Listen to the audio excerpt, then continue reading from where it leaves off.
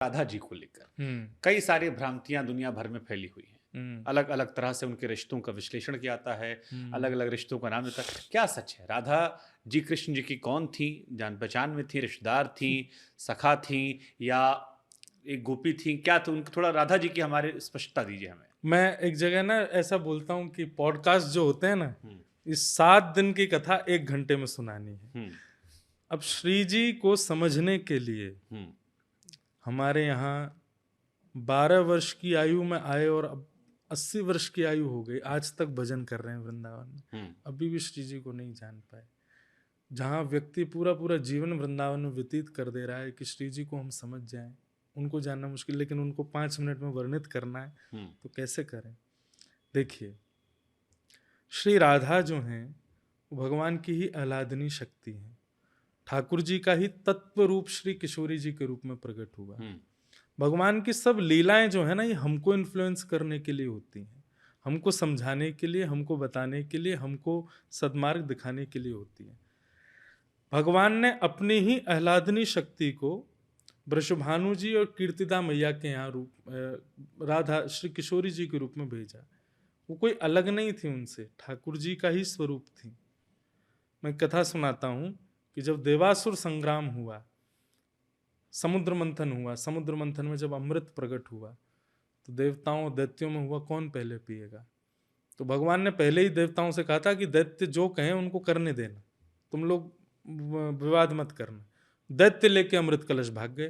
तो देवता भगवान के पास पहुंचे, बोले आप तो कह रहे थे जो कहें दे देना, अब ले गए अमृत वो लोग, अब हम क्या करें। भगवान बोले धैर्य रखो, हम आते हैं अभी। तो भगवान मोहिनी बन करके आए, इतने सुंदर बन के आए, इतने सुंदर बन के आए कि महाराज उनके रूप माधुरी पर सब मोहित हो गए। दैत्यों ने तो अमृत कलश हाथ में दे दिया, बोले तुम ही पिलाओ, तुम्हारे हाथ से ही पियेंगे हम, तो हम अपने आप नहीं पियेंगे, तुम जितना जितना जिसको पिलाओगे उतना पियेंगे। तब मोहिनी भगवान ने कहा ठीक है, सुनो, गाढ़ा गाढ़ा तुमको पिलाएंगे, पतला पतला ऊपर है अमृत, पहले देवताओं को पिला देते हैं। तो इस प्रकार वो पूरा हुआ था। तब कहते हैं कि भगवान का रूप इतना सुंदर था कि देवता भी उनके रूप पर मोहित हो गए, सब देव मोहित हो गए। महादेव को भी आसक्ति सी हो गई, वाह कितने सुंदर। जो महादेव काम को भी नष्ट कर देते हैं, उनको भी लगा कि कितने सुंदर है। पर एक देव थे जो आसक्त नहीं हुए, वो थे सूर्य। सूर्य के प्रति हृदय में वात्सल्यता आ गई। सुंदर रूप देख करके सबको तो लगा ऐसी पत्नी, पर सूर्य को लगा ऐसी पुत्री, ऐसी पुत्री का मैं कन्यादान करूं, ऐसी पुत्री का मैं पिता कहलाऊं, ये मेरा सौभाग्य होगा। उस भाव पर भगवान रीझ गए, बोले कि सूर्य तुम्हारे भाव से हम बड़े प्रसन्न हैं। बताओ, सबको लग रहा है कि हमसे ब्याह हो जाए, तो तुमको लग रहा है कि हम तुम्हारी पुत्री बन जाए। निश्चित होगा, द्वापर आ रहा है, हम कृष्ण अवतार होंगे ना, अवतार तो हमारा पुरुष रूप में होगा, पर तुम्हारे मन की भावना की पूर्ति के लिए और प्रेम की प्रधानता को स्थापित करने के लिए हमारा ही अंश, हमारी ही आह्लादनी शक्ति तुम्हारे यहाँ पुत्री रूप में प्रकट होगी। वही सूर्य वृषभानु बनकर के आए और उनके यहाँ मोहिनी को भी आसक्त कर ले अपने ऊपर, ऐसा रूप धारण करके भगवान किशोरी जी के रूप में प्रकट हुए। तो वे अलग नहीं है ठाकुर जी से, ठाकुर जी की ही आह्लादनी शक्ति है। उनके साथ ठाकुर जी ने निष्काम प्रेम किसको कहते हैं, जिसमें कोई कामना नहीं होती, ऐसा प्रेम वृंदावन में स्थापित किया।